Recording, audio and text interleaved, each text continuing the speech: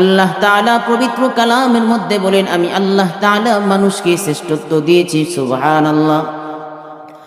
আল্লাহ তাআলা বলেন, বনি আদমকে আমি আল্লাহ তাআলা শ্রেষ্ঠত্ব দিলাম। সারা দুনিয়ার সমস্ত মানুষদেরকে ডাইকা ডাইকা আল্লাহ তাআলা বলে, ইমানদার বান্দারা শোনো, ওয়ালাকাদ কাররামনা বানি আদম, শুধুমাত্র বনি আদমকে আমি আল্লাহ তাআলা শ্রেষ্ঠত্ব দান করেছি, আর কোন প্রাণীকে শ্রেষ্ঠত্ব দেই নাই। আল্লাহ বড় মায়ার নজর দিয়া ডাইকা ডাইকা বলেন, বনি আদমকে আমি আল্লাহ শ্রেষ্ঠত্ব দিয়েছি। আমি আল্লাহ বনি আদম ছাড়া আমার কোন মাখলুককে শ্রেষ্ঠত্ব দেই নাই। সুবহানাল্লাহ। আল্লাহ তাআলা বনি আদমকে শ্রেষ্ঠত্ব দিয়েছেন। ও বান্দা, কেমন শ্রেষ্ঠত্ব আল্লাহ তাআলা বনি আদমকে দিলেন। আল্লাহ তাআলা বলেন, গোলাম, তোরে আমি আল্লাহ তাআলা স্পেশাল ভাবে সৃষ্টি করলাম। আল্লাহ অপর আয়াতের মধ্যে বলেন, লাকাদ খালাকনাল ইনসানা ফি আহসানি তাকওয়িম। সুবহানাল্লাহ। আল্লাহ তাআলা বলেন, লাকাদ খালাকনাল ইনসানা ফি আহসানি তাকওয়িম। আমি আল্লাহ মানুষকে এমন একটা সূরত, এমন একটা আকৃতি দিলাম, যে আকৃতি আর সূরত পৃথিবীর কোন প্রাণীকে দেই নাই। সুবহানাল্লাহ। শুধু বান্দা তাই নয়, আল্লাহ তাআলা সূরত আকৃতি পৃথিবীর কোন মানুষকেও এমন দেয় নাই। বলেন সুবহানাল্লাহ। এজন্য দেখবেন একই রকমের মানুষ দেখা যায়, কিন্তু চেহারার সাথে মিল নাই। কথা বলেন ঠিক কিনা? আল্লাহ তাআলা বলেন, পৃথিবীর বুকে আমি আল্লাহ এত পরিমাণে অসংখ্য অগণিত মানুষ সৃষ্টি করলাম, এত পরিমাণে মানুষ সৃষ্টি করলাম, অগণিত মানুষ সৃষ্টি করলাম, কোটি কোটি কোটি কোটি মানুষ আমি আল্লাহ তাআলা সৃষ্টি করলাম। কিন্তু বান্দা তাকা দেখ, কোনো মানুষের চেহারার সাথে কোনো মানুষের মিল নাই। সুবহানাল্লাহ। একই মার ঘরের সন্তান, একই মার গর্ভে 2 জন 3 জন 4 জন 5 জন সন্তান হয়। তাকা দেখ, আমি আল্লাহ সবার চেহারার মধ্যে ভিন্নতা দিয়েছি, কারোর চেহারার সাথে কারো মিল রাখি নাই। সুবহানাল্লাহ। আল্লাহ তাআলা বলেন, এই তো আমার সৃষ্টি। ও দুনিয়ার বনি আদম, তোমরা শুনে নাও, আমি আল্লাহ তাআলা তোমাদেরকে সমস্ত মাখলুকের মাঝে শ্রেষ্ঠত্ব দান করলাম। বনি আদম রে, আমি আল্লাহ তোমাদেরকে সমস্ত মাখলুকের মাঝে শ্রেষ্ঠত্ব দিয়েছি। এর কারণ আছে না নাই? জোরে করে বলেন। আল্লাহ আমাদেরকে শ্রেষ্ঠত্ব দিলেন কারণ ছাড়া না, কারণ সহ। কেন আল্লাহ তাআলা আমাদেরকে শ্রেষ্ঠত্ব দিলেন, অন্য কোন প্রাণীকে শ্রেষ্ঠত্ব দিলেন না? আল্লাহ তাআলা বলে, গোলাম রে, তুই আমি রবের ইবাদত করবি, আমি রবের গোলামি করবি। আমি রবের গোলামি করার জন্য তোরে আমি আল্লাহ তাআলা শ্রেষ্ঠত্ব দিয়েছি। বলেন সুবহানাল্লাহ। আল্লাহ তাআলা আমাদেরকে শ্রেষ্ঠ দিয়ে দিয়েছেন রবের গোলামি করার জন্য। পৃথিবীর বুকে কত মাখলুক আল্লাহ তাআলা বানাইলেন, কোন মাখলুককে রবকে সিজদা দিতে পারে? জোরে করে বলেন। কোন মাখলুক আল্লাহকে সিজদা দিতে পারে না। আল্লাহ তাআলা কাউকে সিজদা করার জন্য বানায় না। আল্লাহ তাআলা আমারে আপনারে বড় মায়া করে বানাইছে, যেন আমি আর আপনি আল্লাহকে সিজদা দিতে পারি। কথা বলেন ঠিক কিনা? আমি আর আপনি যেন আল্লাহর গোলামি করতে পারি, রবের গোলামি করতে পারি। এজন্য আল্লাহ তাআলা আমাকে আপনাকে শ্রেষ্ঠত্ব দিয়েছে। বলেন সুবহান। আল্লাহ তাআলা তো আমাদেরকে আরো শ্রেষ্ঠত্ব দিয়েছে। অন্যান্য নবীদের উম্মতকে যেমন শ্রেষ্ঠত্ব দিয়েছেন, আল্লাহ তাআলা সেই তুলনায় উম্মতে মুহাম্মদের শ্রেষ্ঠত্ব বাড়ায় দিয়েছে। বলেন সুবহানাল্লাহ।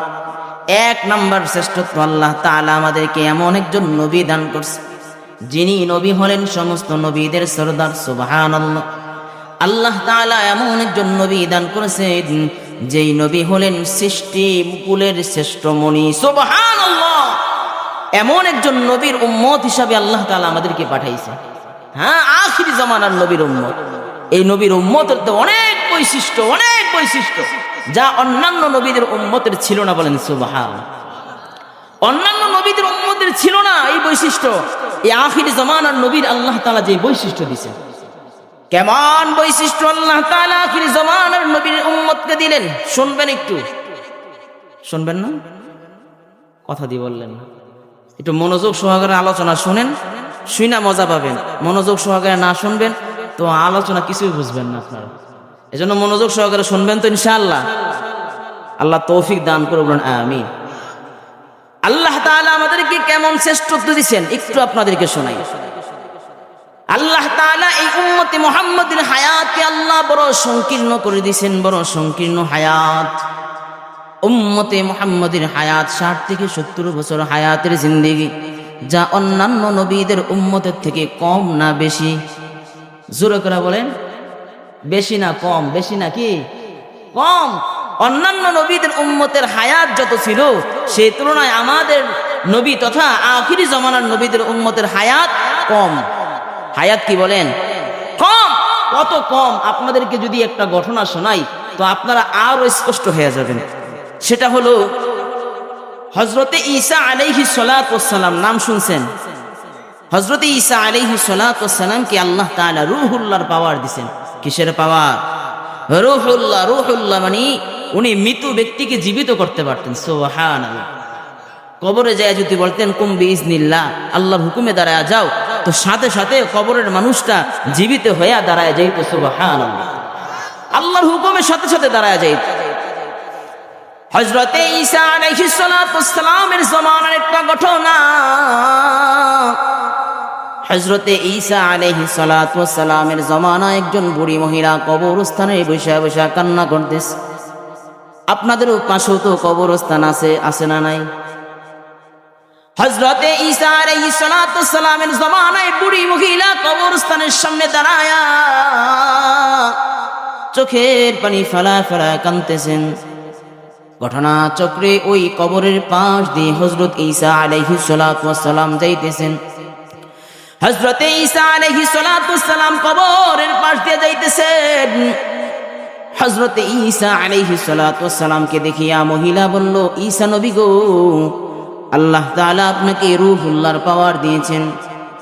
যদি একটু আপনি কবরের সামনে দাঁড়ায়া আমার ছোট্ট নাবালক শিশুটাকে একটু জীবিত করতেন তো আমার অন্তরটা ঠান্ডা হয়ে যাইত। কারণ হলো আমি আমার সন্তানকে অনেক দিন যাবত স্বপ্নে দেখতেছি, একটু জীবিত করে বলছে কি নাবালক সন্তান। কি বলছে? নাবালক সন্তান।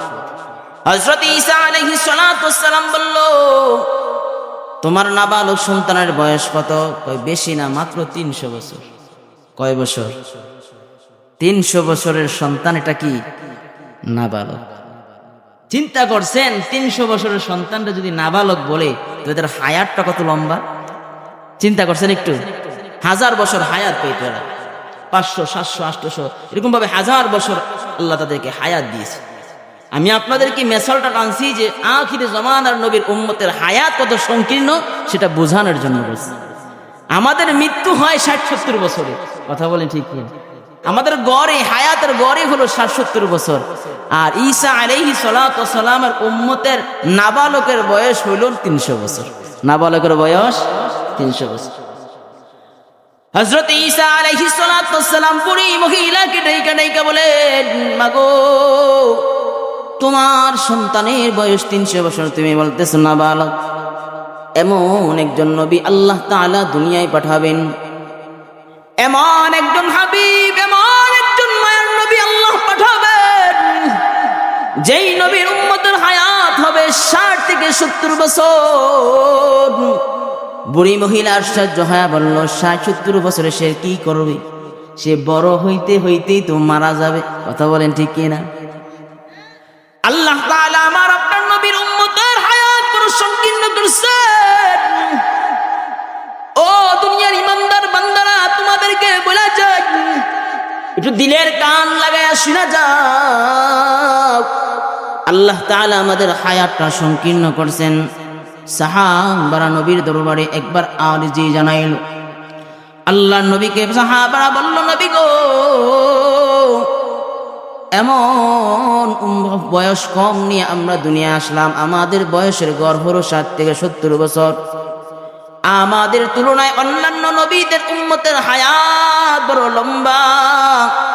নবী গো, কেউ যদি 1000 বছর দুনিয়ায় বাঁচত তো তারা 1000 বছর ইবাদত করত, 1000 দিন পাইতো, 1000 এরকম ভাবে 1000 বছর যদি বাঁচত তো 1000 বছর পাইতো। প্রত্যেক বছরে 365 দিন করে পাইতো। তারা বড় বড় ইবাদত করত, অনেক সময় ধরে ইবাদত করত। আল্লাহ নবী গো, আমাদের হায়াত সংকীর্ণ, আমাদের হায়াত বড় অল্প।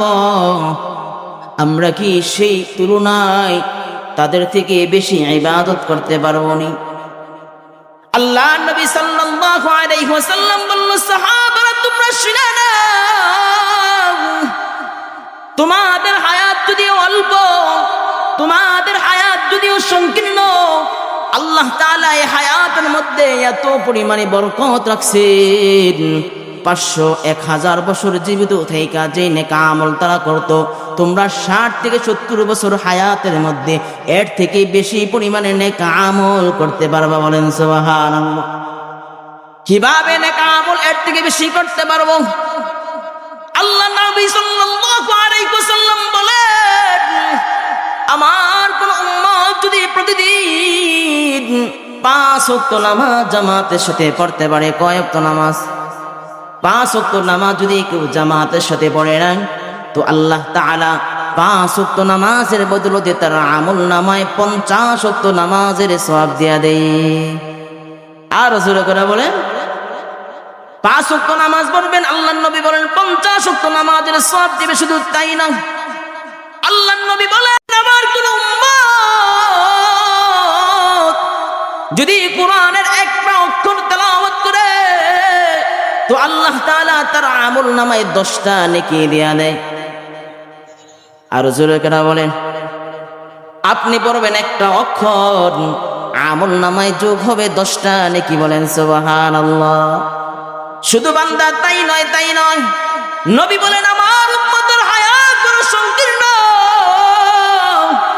আল্লাহ তাআলা আমার উম্মতরে এত পরিমাণে বৈশিষ্ট্য দান করলেন, হায়াতের মধ্যে এত পরিমাণে বরকত দান করলেন। কেউ যদি এই 5 ওয়াক্ত নামাজটা মসজিদের মধ্যে আদায় করে, জুমার মসজিদে, তো এক নামাজে আল্লাহ তাআলা তার আমল নামায় 27 নামাজের সওয়াব দেয়া দেয়। যদি এই 5 ওয়াক্ত নামাজটা বাইতুল্লাহ, আল্লাহর ঘর কাবার প্রান্তরে আদায় করে ফেলেন তো আল্লাহ তাআলা তার আমল নামায় এক নামাজে 1,00,000 নামাজের সওয়াব দেয়া দেয়। আল্লাহ নবী বলেন, এই কি নামাজ যদি আমার ঘর তথা মসজিদে নববীর মধ্যে যদি কেউ আদায় করা ফেলায় তো আল্লাহ তাআলা তার আমল নামায় 50,000 রাকাত নামাজের সওয়াব। কেউ যদি একটাই নামাজ বাইতুল মাকদিস তথা বাইতুল মুকদ্দাসে যদি আদায় করা ফেলায় তো এক নামাজে আল্লাহ তাআলা তার আমল নামায় 500 থেকে 1000 নামাজের সওয়াব দেয়া দেয়। তাহলে বুঝেন উম্মতে মুহাম্মদের হায়াত বড় অল্প।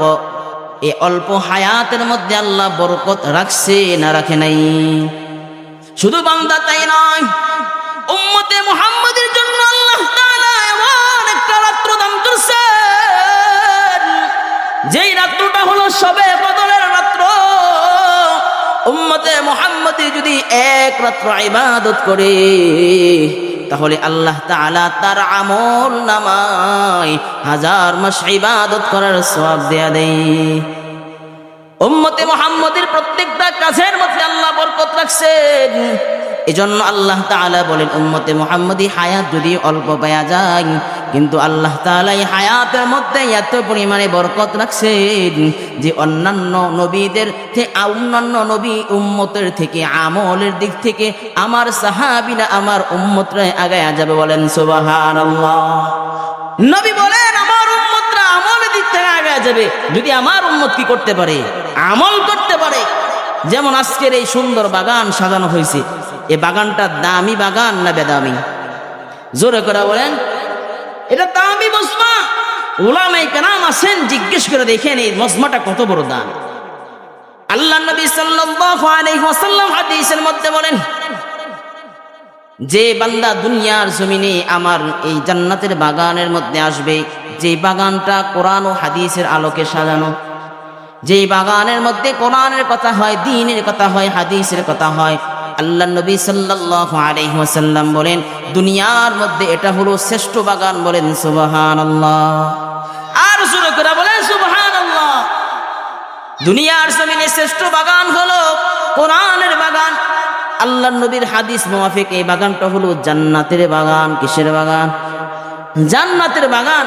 নবী করিম সাল্লাল্লাহু আলাইহি ওয়াসাল্লাম বলেন এই বাগানটার অনেক ফজিলত। যদি কেউ জানতো বুঝতো, যদি কেউ জানতো আর বুঝতো, তাহলে এই বাগান ছেড়ে যাইতো না এবং যত কাজ আছে সব কিছু ফালায় দেয় জান্নাতের বাগানে এসে বসে যাইত। সুবহানাল্লাহ। এই জান্নাতের বাগানটা কত দামি শুনবেন, শুনবেন আপনারা? রাগ করতেছেন? এই জায়গা, এই জান্নাতের বাগানটা কত সুন্দর, কত দামি মজমা আল্লাহ তাআলার দরবারে। একটু আপনাদেরকে নবীর হাদিসের আলোকে শোনাই। আল্লাহ নবী সাল্লাল্লাহু আলাইহি ওয়াসাল্লাম বলেন আল্লাহ তাআলা প্রত্যেকটা এলাকার জন্য, প্রত্যেকটা জায়গার জন্য আল্লাহ তাআলা কিছু ফেরেশতা নিযুক্ত করে, যাদের কাজই হলো মানুষকে নিরাপত্তা দেওয়া। কি দেওয়া? জোরে করে বলেন। নিরাপত্তা দেওয়া। কেমন নিরাপত্তা? বলে যখন আমরা ঘুমায়া যাই আল্লাহ তাআলা আমাদেরকে সেফটি দেয়। কত সেফটি? বলে দুনিয়াতে কত হিংস্র প্রাণী আছে, আমরা যখন ঘুমায়া যাই হিংস্র প্রাণী আমাদেরকে আক্রমণ করতে পারতো কিনা? বলেন পারতো, আক্রমণ করতে পারতো, আমাদের কিছু বলার থাকতো না, কিছু বলার ছিলও না। কিন্তু আল্লাহ তাআলা ফেরেশতাদের কারণে আমাদেরকে হিংস্র প্রাণীগুলি আক্রমণ করতে পারে না। বলেন সুবহানাল্লাহ। শুধুমাত্র ফেরেশতাদের সিকিউরিটি গার্ডের কারণে আমাদেরকে আক্রমণ করতে পারে না। আল্লাহ নবী সাল্লাল্লাহু আলাইহি ওয়াসাল্লাম বলেন সকাল বেলা একদল ফেরেশতা আল্লাহ তাআলা দুনিয়ায় পাঠায় দেয়, যাদের কাজ হলো মানুষকে সেফটি দেওয়া। রাস্তার মোড়ে মোড়ে অলিতে গলিতে ফেরেশতারা ঘুরতে থাকে, ঘুরতে থাকে। সারাদিন ডিউটি শেষ করার পর যখন মাগরিবের আজান হয়ে যায়, এরা নামাজ করে আল্লাহর আদালতে চলে যায়। আল্লাহ তাআলা নতুন আরেকদল ফেরেশতা নিযুক্ত করে, যাদের কাজ হলো রাতের বেলা মানুষকে নিরাপত্তা দেওয়া। ফেরেশতারা রাতের বেলা আসিয়া প্রত্যেকটা এলাকার অলিতে গলিতে ঘুরতে থাকে, ঘুরতে থাকে, ঘুরতে থাকে। ফেরেশতারা বড় পবিত্র, ফেরেশতারা বড় পবিত্র। ফেরেশতারা এলাকায় এলাকায় ঘুরতে ঘুরতে যখন দেখতে পারে আল্লাহ তাআলার দ্বীনে একটা মজমা হইতেছে, যে মজমার মধ্যে বসিয়া দ্বীনের কথা হয়, কোরআনের কথা হয়, হাদিসের কথা হয়, এমন একটা দামি মজমা দেখার পর ফেরেশতারা ডাইকা ডাইকা আরেক এলাকার ফেরেশতাদেরকে ডাইকা ডাইকা বলে, শোনো না, আমাদের এলাকার মধ্যে একটা সুন্দর জান্নাতের বাগান সাজানো হইতেছে। যে জান্নাতের বাগানের মধ্যে আল্লাহর কথা হয়, কোরআনের কথা হয়, হাদিসের কথা হয়, দামি দামি কথা হয়, সুন্দর সুন্দর কথা হয়। চলো আমরা সেই দামি মজমার মধ্যে যায় যায় বৈশা যাই। সমস্ত ফেরেশতারা একের পর এক আসতে আসতে খালি জায়গাগুলো পরিপূর্ণ করে বৈশা যায়। হাদিসের বর্ণনায় পাওয়া যায় একজনের উপর আরেকজন ফেরেশতা বসতে থাকে, জায়গা সন্তুলন হয় না। ফেরেশতারা বসতে বসতে আল্লাহর আরশ পর্যন্ত পৌঁছা যায়। ফেরেশতারা আল্লাহর আরশ পর্যন্ত পৌঁছানোর পর ওই সকল ফেরেশতারা আল্লাহর আদালতে দাঁড়া যায়। আল্লাহ তাআলা বলেন, ও ফেরেশতারা তোমরা কেন আসছো, কোথা থেকে আসছো? ফেরেশতারা বলে, আল্লাহ গো, এই যে সুন্দর একটা জান্নাতের বাগান থেকে আসছে। বলে কি হয়েছে? জান্নাতের বাগানের মধ্যে কি হয়?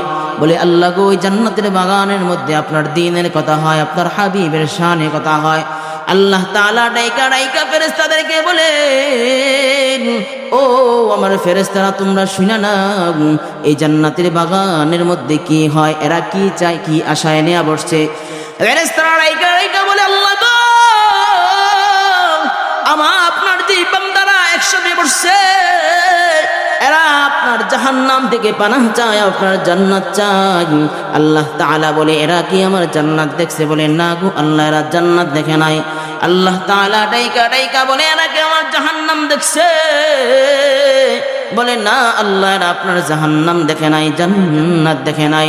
ফেরেশতারা ডাইকা ডাইকা বলে আল্লাহ গো, এরা আপনার জান্নাত দেখে নাই, আপনার জাহান্নাম দেখে নাই, আপনারা দেখে নাই। আল্লাহ তাআলা বলে ফেরেশতারা শুনে না, এরা যদি আমার জান্নাত দেখতো তোদের মনের হালত কি হইতো? বলে আল্লাহ গো, এরা যদি জান্নাত দেখতো তো জান্নাতের আশা এরা আরো বেশি উদ্বুদ্ধ হয়ে যাইত। আর যদি এরা আপনার জাহান্নাম দেখতো তো এরা জাহান্নামের ভয়ে সব কিছু ছাইরা দিয়া জাহান্নাম থেকে পালাইতে চাইতো। আল্লাহ তাআলা ঘোষণা দেয়, ও ফেরেশতারা তোমরা শুনে নাও, রাতের ঘুম হারাম করে আমার যে সমস্ত বান্দারা জান্নাতের বাগান সাজায়া এই জান্নাতের বাগানে বসছে, আমি আল্লাহ তাআলা ঘোষণা দিয়া দিলাম ওই সমস্ত বান্দাদেরকে আমি আল্লাহ মাফ করে জান্নাতের বাসিন্দা বানায়া দিলাম। তাহলে নিশ্চয় আল্লাহ তাআলার ঘোষণা আমরা জান্নাতি। কথা বলেন ঠিক কি না? আল্লাহ তাআলা ফেরেশতাদেরকে নিয়ে আমাদেরকে নিয়ে গর্ব করে ফেরেশতাদের সামনে নিশ্চিত ঘোষণা দিয়েছেন যে আমরা জান্নাতি হয়েছি। বলেন সুবহানাল্লাহ। আপনি বুঝেন, আপনি বুঝতেছেন, জান্নাতে যদি আমরা হয়ে যাই, আল্লাহ যদি ঘোষণা দেয় তো আর কোনো ঘোষণার বাকি আছে? আর কোনো ঘোষণার বাকি নাই। অতএব এটা কিন্তু একটা পরীক্ষার হল, যে দুনিয়ার সব ব্যস্ততা ফালায় দিয়া এই দামি মজমায় আসা, এটা যে চায় সে পারে না। বিষয়টা এমন না, বরং আল্লাহ যাকে কবুল করে শুধুমাত্র সেই আসতে পারে। কথা বলেন ঠিক কি? আপনাদের এই এলাকার হাজার হাজার মানুষ আছে, কথা বলেন ঠিক কি না?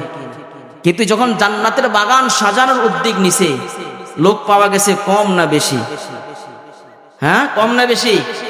অল্প সংখ্যক লোকদেরকে দিয়ে কিন্তু জান্নাতের বাগান সাজানো হয়েছে। কথা বলেন ঠিক কি না? এই যে দেখেন না, 2 গ্রামের যুবকরা রাঙ্গালিয়া গাতি ও ফুলকোচা এই 2 গ্রামের যুবকদেরকে আল্লাহ কবুল করছেন এই সুন্দর জান্নাতের বাগান সাজানোর জন্য। যদি তারা উদ্যোগ নিয়ে এই জান্নাতের বাগান না সাজাইতো তো বলেন তো আজকে কি এখানে মাহফিল হইতো? কথা বলেন, আপনারাও কি সওয়াবের ভাগীদার হইতেন না? তাহলে বুঝেন, যারা জান্নাতের বাগান সাজিয়েছে এদের সাপোর্ট দেওয়ার দরকার আছে না নাই? হ্যাঁ, ভালো কাজে লোক কম পাওয়া যায়। যদি আজকে গানের কনসার্ট করতেন, এখানে যদি একটা গানের কনসার্ট হইতো স্কুল মাঠে, আমার তো বিশ্বাস আপনি এই এলাকায় জায়গা দিতে পারতেন না। জোরে কেরা বলেন? জোয়ান বুড়া যা আছে রাতের ঘুম সব ব্যস্ততা ফালায় দিয়া নর্তকীদের নাচ দেখার জন্য আইসা পড়তো। কথা বলেন ঠিক কি? এটাই পরীক্ষা। ভালো কাজে কয়জন ছিলেন আর কয়জন ছিলেন না সেটাই আল্লাহ তাআলা দেখবে, আর কিছু দেখবে না, আর কিছুই দেখবে না। আল্লাহ তাআলা দেখবে ভালো কাজে কয়জন ছিল, কয়জন ভালো কাজে ছিল আর কয়জন খারাপ কাজে ছিল। কিছুই বলার নাই। 2টা চোখ যেদিন বলতে হবে সেদিন বুঝবেন যে ভালোর কি গুণ আর খারাপের কি ক্ষতি। কথা বলেন ঠিক? 2টা চোখ যেদিন বন্ধ হবে সেদিন বুঝবেন যে খারাপের কি ক্ষতি আর ভালোর কি গুণ। কারণ চোখ বন্ধ না হলে কিছুই বোঝা যায় না। এখন যদি স্ট্রোক করে মারা যান, একটা কদম সামনে দেওয়ার সুযোগ আছে? সুযোগ আছে? নাই। এজন্য মায়ার নবী বারবার উম্মতের জন্য চোখের পানি ফেলায় গেছেন। আল্লাহর নবী বলেন, আমার উম্মত তো বড় গুনাহগার, ওরা না বুঝে বারবার অপরাধ করবে, বারবার গুনাহ করবে। আল্লাহর নবী বলেন, আমি আমার উম্মতের জন্য অধিক পরিমাণে আল্লাহর আদালতে চোখের পানি ফেলাইছি। বলেন সুবহান। আজও মায়ার নবী মদিনায় শুয়ে উম্মতের জন্য কান্দেন, মায়ার নবী আজও শুয়ে মদিনায় উম্মতের জন্য কাঁদে। এ যুবকরা, তোমরা শুনে নাও, নবীরে দেখতে মনে চায়, নবীরে দেখতে মনে চায়, নবীর বাড়িতে যাইতে মনে চায়। সবাই যায় নবীজির বাড়ি, আমার যাওয়া হইল না। সবাই যায় নবীজির বাড়ি, আমার যাওয়া হইল না। সবাই বলেন, সবাই যায় নবী নবীজির বাড়ি আমার যাওয়া হইল না দয়াল নবীর রওজা শরীফ আমার দেখা হইল না দয়াল নবীর রওজা শরীফ আমার দেখা হইল না সবাই যায় নবীজির বাড়ি যাওয়া হইল না সবাই যায় নবীজির বাড়ি হইল না দয়াল নবীর রওজা শরীফ আমার দেখা হইল না দয়াল নবীর রওজা শরীফ আমার দেখা হইল না সবাই যায় নবীজির বাড়ি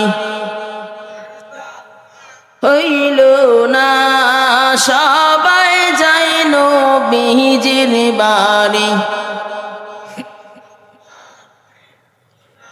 নবী আমার জীবন মরণ নবী আমার সাধনা নবী আমার জীবন মরণ নবী আমার সাধনা নবীর দিদার না পাইলে আমি আদম বাঁচব না নবীর দিদার না পাইলে আমি আদম বাঁচব না সবাই যায় নবীজির বাড়ি যাওয়া হইল না সবাই যায় নবীজির বাড়ি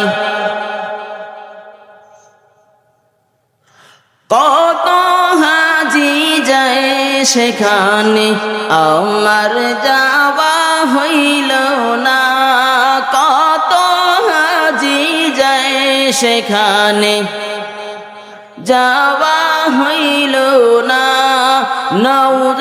রওজা শরীফ আমার দেখা হইল না দয়াল নবীর রওজা শরীফ আমার দেখা হইল না সবাই যায় নবীজির বাড়ি যাওয়া হইল না সবাই যায় নবীজির বাড়ি ধন্য তোমার জিন্দেগানি ধন্য গো মা আমেনা ধন্য তোমার জিন্দেগানি ধন্য গো মা আমেনা তোমার কোলে তশরীফ আনলেন নবী শাহে মদিনা তোমার কোলে শরীফ আনলেন নবী শাহে মদিনা সবাই যায় নবীজির বাড়ি নবী বিনে কেউ সুপারিশকারী থাকবে না নবী বলেন কেউ যদি আমার অনুসরণ করে তো আমি নবী তারে না নিয়ে জান্নাতে যাব না বলেন সুবহানাল্লাহ আল্লাহ নবী সাল্লাল্লাহু আলাইহি ওয়াসাল্লাম উম্মতের জন্য চোখের পানি ফেলায় গেছে কারণ নবী জানে উম্মত গুনাহ করবে কথা বলেন ঠিক কিনা এখন তো আমাদের সমাজে গুনাহের সয়লাভ কম না বেশি কথা বলেন এত পরিমাণে গুনাহ রাস্তাঘাটে বাজারে সদরে হাঁটলেই গুনাহ আর গুনাহ কথা বলেন ঠিক কিনা এখন তো নারী সংক্রান্ত গুনাহ হার প্রচুর পরিমাণে বেড়ে গেছে কথা বলেন ঠিক কিনা নারী সংক্রান্ত গুনাহ এত পরিমাণে বেড়ে গেছে অথচ নবী করিম সাল্লাল্লাহু আলাইহি ওয়াসাল্লাম বলেন নবী করিম সাল্লাল্লাহু আলাইহি ওয়াসাল্লাম বলেন নারীরা হলো সবচাইতে সম্মানের জায়গা অথচ যদি বেগানা নারী কেউ হয় তাদেরকে নবী করিম সাল্লাল্লাহু আলাইহি ওয়াসাল্লাম হাদিসের ভাষায় বলে গেছেন এরা হলো দাইয়ুস এরা কি দাইয়ুস এরা সবচাইতে নিকৃষ্ট মহিলা যারা পর্দার সাথে চলাফেরা করে না পর্দার সাথে চলাফেরা করে না এমনও সন্তান দুনিয়ায় পাওয়া যায় মেয়ে রাস্তাঘাটে হাঁটে পর্দা ছাড়া আসে না নাই? কথা বলেন। কারণ আমাদের যুবকদের দিকে যদি জরিপ করা হয় তাহলে দেখা যায় ম্যাক্সিমাম যুবকরা এখন নারী সংক্রান্ত অপরাধের সাথে সম্পৃক্ত। কথা বলেন ঠিক কিনা? নারী সংক্রান্ত অপরাধের সাথে সম্পৃক্ত। আচ্ছা বলেন তো, নারীর সম্পর্কে যে অবৈধ সম্পর্ক, এটা জায়েজ না হারাম? সবাই বলেন। সবাই জানি হারাম, কিন্তু আমরা এমন নিকৃষ্ট হয়ে গেছি, যদি কেউ প্রেম করে তো সেটাকে কিছুই বলে না, বলে যে এই বয়সে করবে। কথা বলেন ঠিক কি? আবার ওই ছেলেটা যদি বিবাহের কথা বলে অথবা বিবাহ করে নেয় বা বিবাহের উপযুক্ত হয়, বিবাহ করে, তখন তার ব্যাপারে বিভিন্ন কানাঘোষা আছে না নাই? বিভিন্ন কানাঘোষা করে, এজন্য করে যে সে বিয়ে করে ফেলছে। অথচ এই ছেলেটা যদি জিনার সাথে লিপ্ত হয়ে যায়, এই ছেলেটা যদি অসৎ কাজের মধ্যে লিপ্ত হয়ে যায়, এই ছেলেটা যদি খারাপ কাজের মধ্যে লিপ্ত হয়ে যায়, তখন আমাদের কোনো কিছুর কোনো খবর থাকে না। কথা বলে ঠিক কি? আমরা বলি যে এটা করবেই না। যদি সমাজ থেকে জিনা দূর করতে চান, সমাজ থেকে যদি জিনা দূর করতে চান, সমাজ থেকে যদি খারাপই দূর করতে চান, তাহলে আপনারা বিবাহকে সহজ করে দেন। কথা বলেন ঠিক কিনা? বিবাহকে সহজ করেন। এখন তো আমাদের অবস্থা এমন, বিবাহকে সহজ করব কি? বিবাহ করতে গেলে দেন মোহর ধরে 1 লাখ টাকা, দেন মোহর ধরে 5 লাখ টাকা, 10 লাখ টাকা, আছে না নাই? 10 লাখ টাকা, 5 লাখ টাকা এমন পরিমাণে দেন মোহর ধরে যে ছেলের সম্পদ যদি হিসাব করা হয়, ওই সম্পদ বেচাও দেন মোহর পরিশোধ করা যাবে না। কথা বলেন ঠিক কি না? এটা উচিত না। নবী করিম সাল্লাল্লাহু আলাইহি ওয়াসাল্লাম বলেন, তোমরা বিবাহকে সহজ করো। কি সহজ করো বলেন? বিবাহকে তোমরা সহজ করে দাও, তো সমাজ থেকে জিনা দূরে চলে যাবে। কথা বলেন ঠিক কিনা? এজন্য বিবাহকে সহজ করবেন তো ইনশাআল্লাহ। বিবাহকে সহজ করে দিবেন যাতে করে ছেলে মেয়ে বেপরদায় না চলে এবং জিনাহের সাথে লিপ্ত না হয়। আল্লাহ তৌফিক দান করে বলুন আমিন। ভাইরা আমার, মেয়েদেরকে পর্দায় রাখবেন। মেয়েদেরকে পর্দায় রাখা এটা আপনাদের দায়িত্ব, কর্তব্য। যদি না রাখেন, ছেলেদেরকে কন্ট্রোলে রাখবেন যাতে করে গুনাহের কাজ না করতে পারে, গান বাজনা না শুনতে পারে, নেফাকের সাথে খারাপের সাথে যেন না মিশতে পারে। এগুলো গাইডলাইন আপনারা বাবা হিসাবে, আপনারা মা হিসাবে যারা শুনতেছেন, তাদের দায়িত্ব এগুলো দেখা। কথা বলেন ঠিক কিনা? যেন ছেলে খারাপ না হতে পারে। কারণ ছেলে খারাপ হইলে বাবার বদনাম হয় কি হয় না? ছেলে খারাপ হইলে মার বদনাম হয় কি হয় না? আগে বলবে উমুকের ছেলে, উমুকের মেয়ে। কথা বলেন ঠিক কিনা? আগে নিজের নামটা নিবে। এজন্য বাবা মারা সতর্ক হয়ে গেলে দুনিয়াতে ছেলে মেয়ে এগুলো কন্ট্রোল করা সহজ। এজন্য ছেলেকে মেয়েকে দ্বীনের শিক্ষার দরকার আছে না নাই? দ্বীনের শিক্ষা দিবেন ছেলেদেরকে, মেয়েদেরকে, যাতে করে মেয়েরা পর্দায় চলে, নিজের স্ত্রী বউ এরা যেন পর্দায় চলে। যদি এগুলো শিক্ষা না দেন, আল্লাহর কসম আপনার সন্তানের কারণে কিয়ামতের ময়দানে আল্লাহর জাহান্নামে আপনার যাইতে হবে। কথা বলেন ঠিক কি? আপনাকে সন্তানের কারণে জাহান্নামে যাইতে হবে।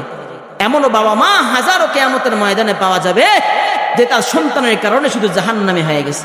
বাবা নামাজ পড়ে, 5 ওয়াক্ত নামাজ পড়ে, দিনদার হাজির সাহেব, কত নেক আমল তার আমলে, কিন্তু তার মেয়ে বেগানা আছে না নাই?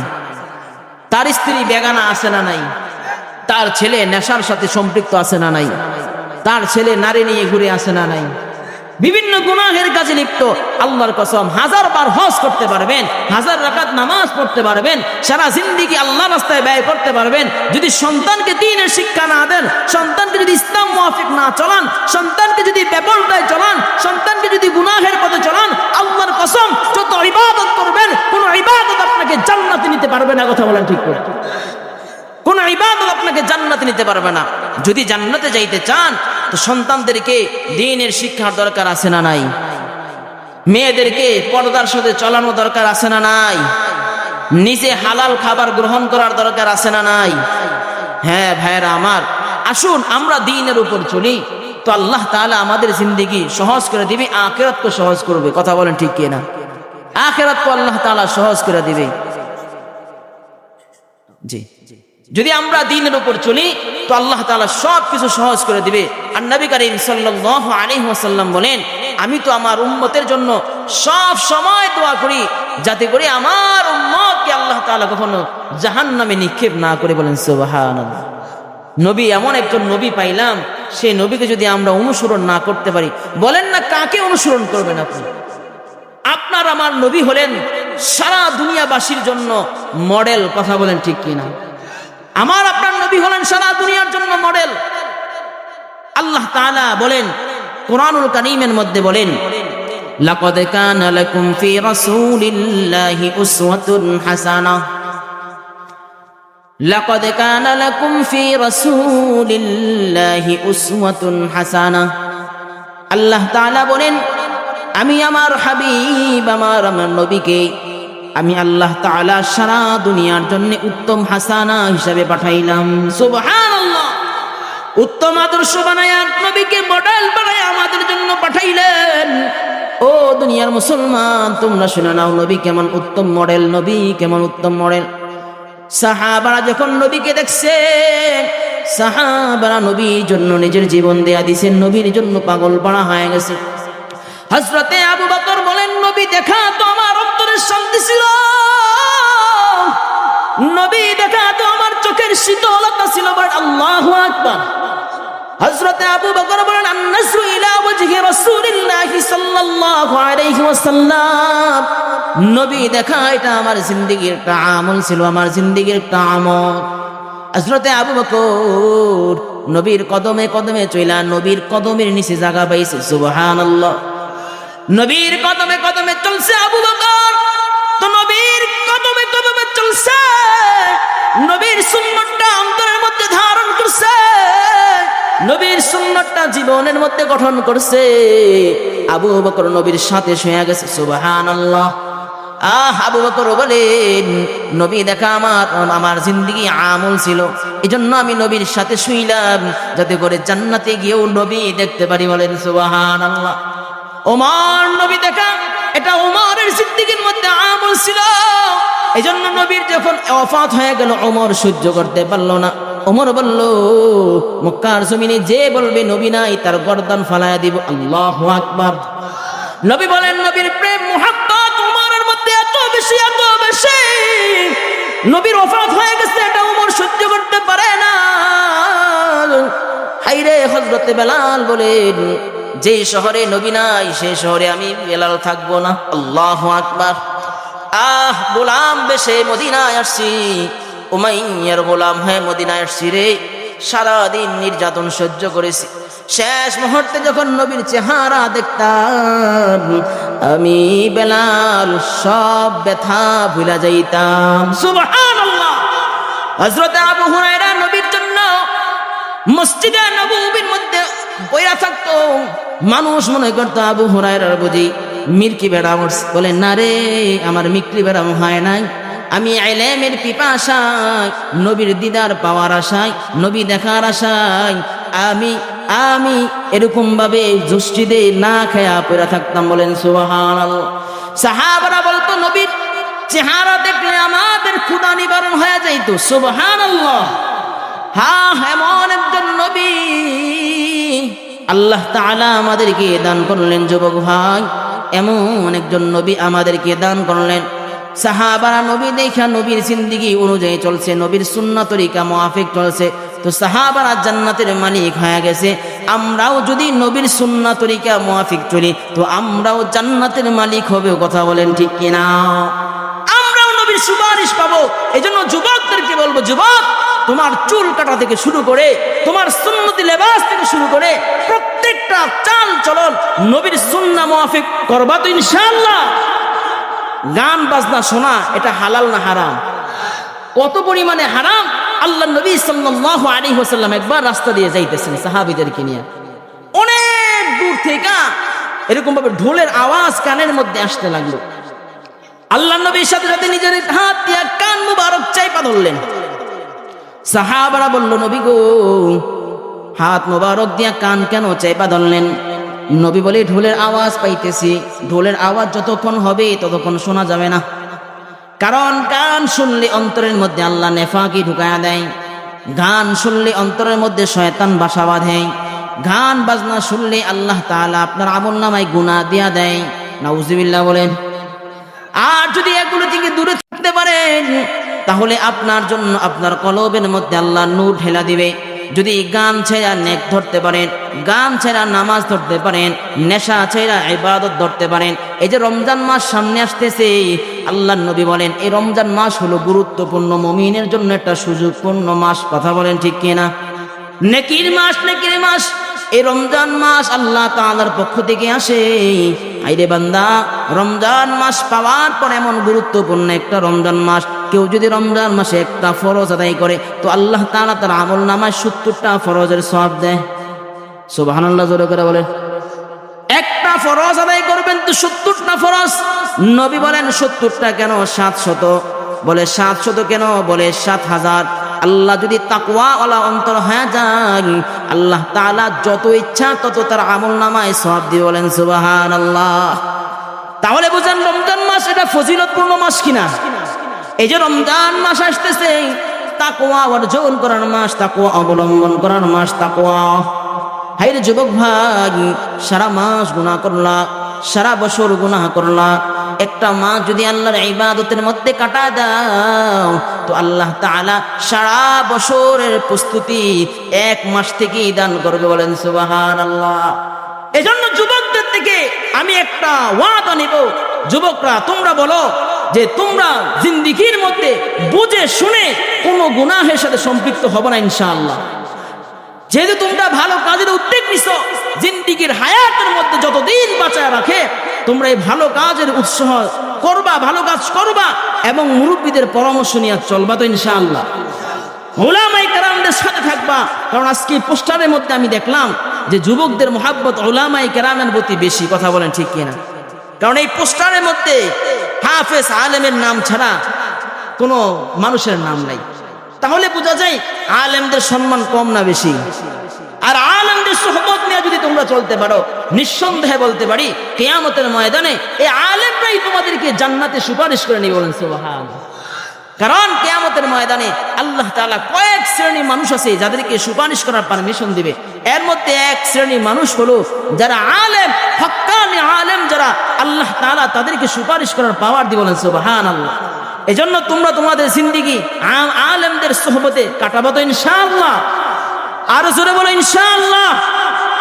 হাত তুলে ওয়াদা করো, সবাই হাত তোলো। আল্লাহ যতদিন হায়াতে বাঁচায় রাখেন আমরা আর কোনো গুনাহের সাথে সম্পৃক্ত হব না, কোনো গান বাজনার সাথে সম্পৃক্ত হব না, কোনো বেগানা নারীর সাথে সম্পৃক্ত হব না, কোনো জিনাহের সাথে সম্পৃক্ত হব না। আয় আল্লাহ, কিয়ামতের ময়দানে আপনার হাবিবের সুপারিশ আমাদেরকে নসিব করিয়েন। আর দুনিয়া যতদিন বাঁচায় রাখেন, আয় আল্লাহ আপনার হুকুম মেনে নবীর সুন্নাহ তরিকা মুআফিক চলে নিজের জিন্দেগি গঠন করার তৌফিক দান করুন, আমিন। হাত নামাও।